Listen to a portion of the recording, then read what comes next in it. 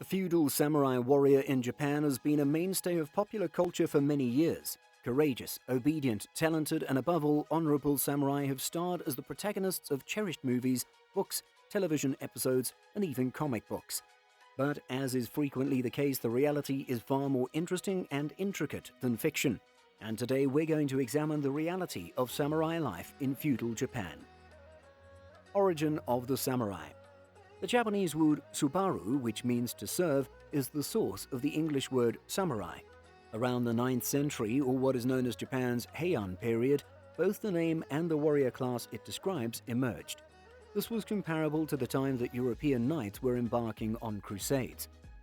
Over time, the role changed. The samurai would also start to resemble the cultured, disciplined warrior that is familiar to us today by the 12th century. Before the Heian period, the royal court of Japan assembled its troops by recruiting uneducated and frequently unreliable peasants. The nation's nobility was also using highly skilled private troops at the same time. The government started including these skilled soldiers in the country's military structure by the end of the 7th century, and these were the first samurai. Everything was altered when the samurai order was established. The military was swiftly replaced by mercenaries who were effectively professionals. Due to this, enlistment became popular with upper and lower class aristocrats looking for employment and worthwhile training. As you might expect, these modifications also meant that noble families had a greater say in military strategy, which made them very happy. The Minamoto clan defeated the Taira clan in the Genpei War of 1180 around the middle of the 12th century, and this triumph had a drastic negative impact. The first shogun, Minamoto Yoritomo, oversaw the transition of the government into a military dictatorship, and the period of Japanese history currently known as the Kamakura period began under his rule. Networks of devoted samurai were scattered over the nation by the shogun. They worked for the shogun as local administrators and royal vassals who kept the peace in the outlying areas. The struggles of being a samurai. Starting young was essential if you wanted to become a samurai. How old? Well, a well-known spiritual teacher from the Middle Ages advised fostering fearlessness from an early age. The fundamentals of fencing with wooden swords could be taught to students in the samurai program as young as 3 years old. In addition, children of ancient samurai would be using genuine lethal blades in battle by the age of 5, yet current culture mandates that you would be 18 to view an R-rated film. Whatever the case, training started before the age of 10. Boys would also frequently be assigned to special schools where they would learn about the spirituality, literature, armor, and warfare of the samurai. Samurai were obligated to be faithful to the shogun and the daimyo, the feudal warlords who controlled different parts of Japan. These daimyo were expected to rule their domains with prudence and kindness. However, as you might have guessed, it wasn't always that. In reality, many daimyo were corrupt, had a desire for power, and were ready to use all means at their disposal to expand the regions. This frequently made life as a samurai a little difficult. A samurai's reputation could suffer by being honor-bound to obey an evil lord's commands, which helped the samurai class as a whole develop a reputation for ruthless behavior throughout time. The samurai were strong and well respected, but they were not royalty. Samurai belonged to a unique warrior class that was treated more like merchants. They consequently encountered many of the same financial difficulties as merchants, and finding a stable job may be difficult. The fact that each shogun would impose various regulations governing their position complicated life for a samurai. One shogun, for instance, described samurai as an elite body, which sounds amazing until you understand it was merely a ploy to increase his control over them. This sort of declaration might make it more challenging for samurai to support themselves without putting any additional money in their pockets.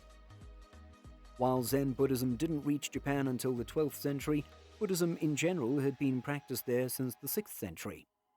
The country adopted a cuisine high in fruits, vegetables, and grains, notably rice, as a result of the religion's severe prohibitions on the farming of birds and other animals for food. As was previously said, samurai frequently faced financial difficulties. They became thrifty eaters as a result of this and their rigid moral code. The samurai, like the peasants, relied on husked rice as a staple, whereas the nobility and the military elite dined at feasts that featured the richest food and beverages. The individual lords were required to supply this rice as rations, and a samurai might add abalone, chestnuts, and kelp to their diet if they planned to engage in combat. Samurai were permitted to sip sake, a type of rice wine that is the most popular alcoholic beverage in Japan. Samurai's arsenal. Samurai had to wake up at 4 a.m. to complete their rigorous training schedules. Then they had to spend their time studying if they weren't engaged in combat or other forms of action. In feudal Japan, becoming a skilled warrior required expert-level proficiency in martial arts and firearms. Samurai traditionally used a variety of blades in battle, but over time their arsenal continued to develop. The spear was the weapon of choice for early samurai. Bows and arrows were the preferred weapons of the medieval samurai, who generally rode horses. During the Kamakura era, the katana, a renowned samurai sword, gained popularity.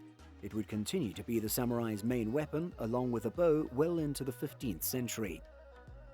However, learning wasn't merely for the sake of becoming more lethal.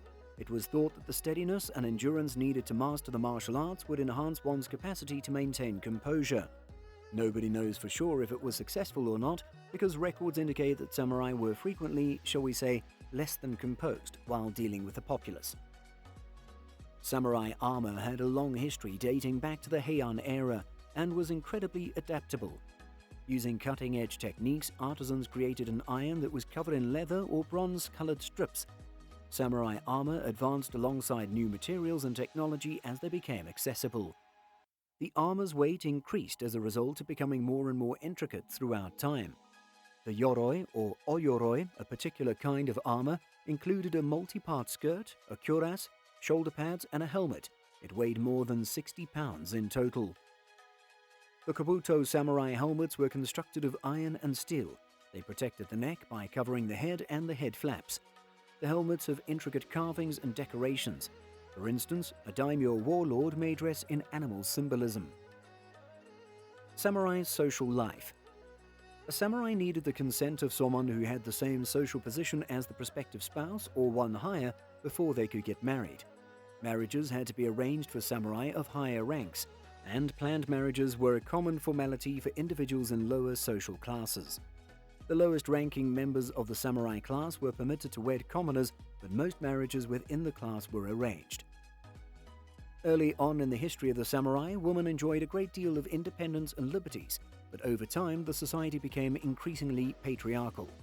The husbands were in charge of their homes and their wives by the 13th century. A second or even third marriage was not uncommon, and divorce was legal. Oral traditions of medieval samurai were finally written down as ethics. These stories were frequently characterized by in-depth accounts of lengthy battles and the samurai who fought in them. Such tales were frequently consulted by warriors for advice and direction when they had questions regarding the battle or their military service. Additionally, in Japanese mythology, samurai were depicted. For instance, one myth frequently presented by Kabuki and North Theatre features a renowned general by the name of Yoshitsune, a general who was forced to leave his home because his brother, the shogun, became ferociously envious of his reputation. Religion. Japan first encountered Zen Buddhism in the 12th century. The samurai's lives of restraint and control were an ideal match for the faith, which mandates adherence to a rigid schedule and meditation. Zen Buddhism meditation takes a lot of physical stamina as well. The samurai was drawn to this because they enjoyed pushing their physical limitations. The samurai's conceptual benefits from Zen Buddhism, however, may have been of the utmost significance.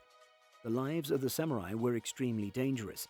A samurai's main task is to continuously be aware of the reality that he must die day and night, as noted by the renowned author from Japan's Tokugawa period. Samurai were equipped with a metaphysical framework to deal with mortality and be efficient as warriors thanks to Zen Buddhism and its disregard for the cycle of life. Samurai Code.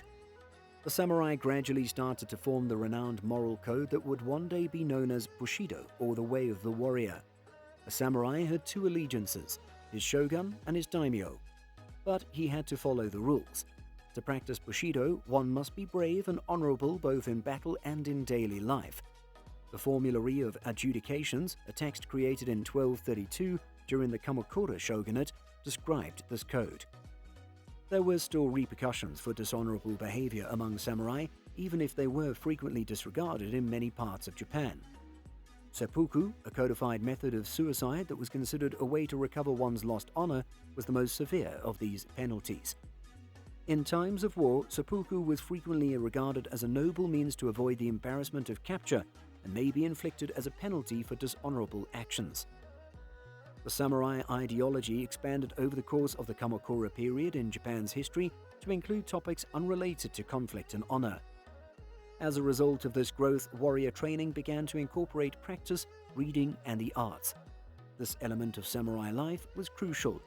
A great epic described a particular warrior as being the best at both the arts of the sword and poetry to honor his passing.